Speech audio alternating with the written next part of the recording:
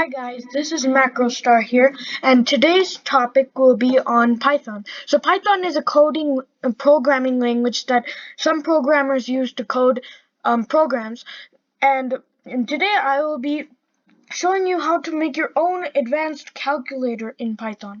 So I'm just using a website called REPL.it, which is a totally free website. You just go to it and sign up, and then start coding in any different language. But today's language I'm doing today I'm doing it in Python. So I'll leave that in the link in the description below. So what we're gonna do today, we're gonna create something that I call a scientific calculator, which will first ask which data type of digit would you like, and it will calculate that for you, and then it will also convert that into a complex expression. So how you do that is, first let's start coding. So the basic concepts that I'm expecting you to know are, you should probably know about variables, conditional statements, and operators.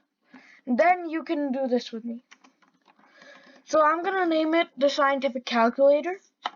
And without further ado, let's get started. So first of all, we have to assign an input value for the variable type. So we're gonna put which data type of digit would you like?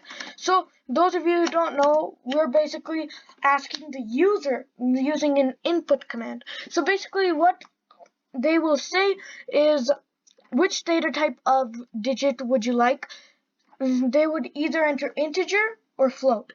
And those of you who don't know what float values are just basically decimal. We call it float in Python. So now I like to be a little more organized with my scripts when I'm typing my scripts. That's why I might be spacing a few here and then. Now we're gonna say if type is equal to float. And what this means, so basically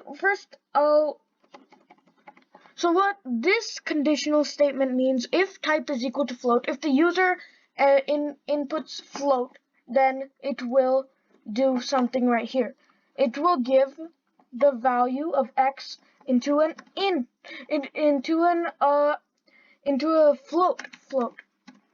float of the input value, assign a value for x. Assign a value for x.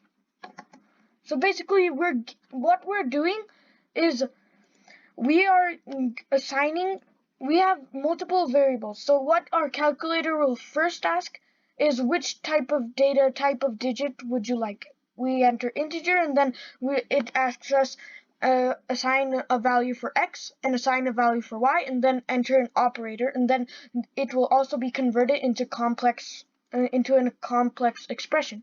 So that's the main goal of this. And now we're also going to copy this. And now this variable is called y.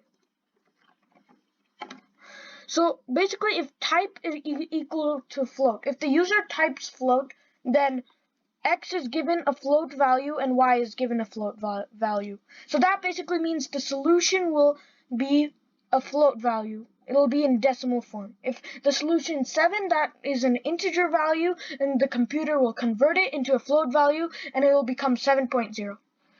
And now we need an else. If that doesn't happen, then else we're gonna just copy these two lines of code, but we're gonna tamper with them a little bit. Instead of this, we're gonna put int. So basically, int is the integer. So int means it's gonna convert this into int. So basically, what this means is, if type is equal to float, then x will be a float value. X and y will be a float value, and the solution will be float. Well, the solution will be float. But then else if you don't enter a float value, the computer is assuming that you entered integer, and that will be x equals int. Now here comes the second part. So basically we're gonna assign a value of input, another input for the variable operation. Enter an operation. So now we're gonna work a little more with conditional statements now. If operation is equal to addition, basically if this means that if the user enters addition, then it will print x plus y. So basically that's what those two lines of code mean. Now we're going to use an elif statement. Elif is the else and if, basically to combine another if statement. Now elif operation is equal to subtraction. Elif operation is equal to subtraction. Then it will print x minus y.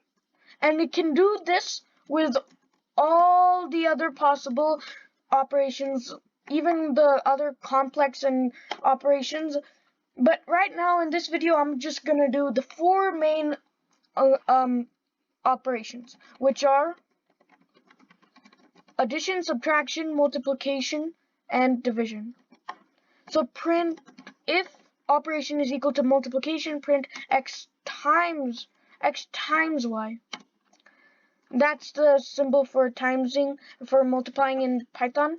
And then one more conditional statement I will add. Operation is equal to division.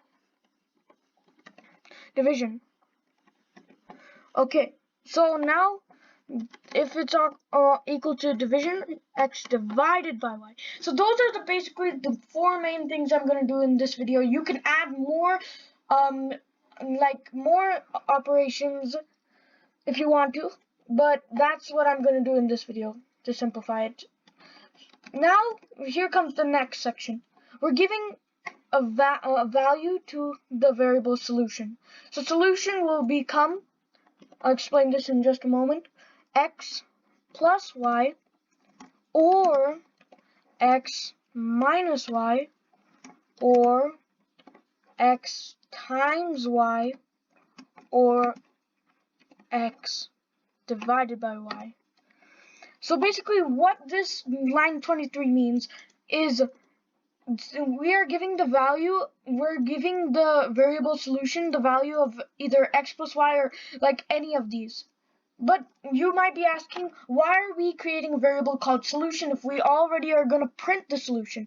So we need that solution if we're going to convert the solution into a complex expression. So basically what a complex expression is an expression that is equal to the solution. So basically if the x is equal to 5 and y is equal to 6, then the solution is obviously 11 if you would add it. And then if you want to take the complex solution, then an expression equivalent to that 11 would be 11 plus 0i or 11 plus 0j.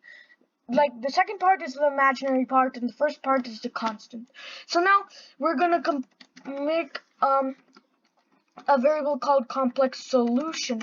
But also the reason why we are making a variable called solution at first is because we need to have a variable assigned for at least one of these, and that's where we use logical operators, which are or, and not. Right now, I just used or. Now we're going to give a complex solution. The complex solution is what I named my variable, and I'm going to make it the complex of solution. So basically what this means is this is the syntax for complexing a number or a variable, converting it into a complex expression. So we're going to name complex solution is equal to complex of the solution. So basically now we're going to print this. Now we're going to print it. Now we're going to print the solution of this expression converted into complex form is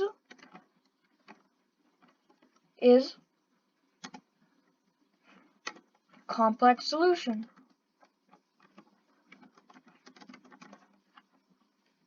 Now what this line of code is doing is printing the solution of this expression converted into complex form is complex solution. So for those of you who don't know the rules of printing, we can separate the text. The text is inserted in between apostrophes and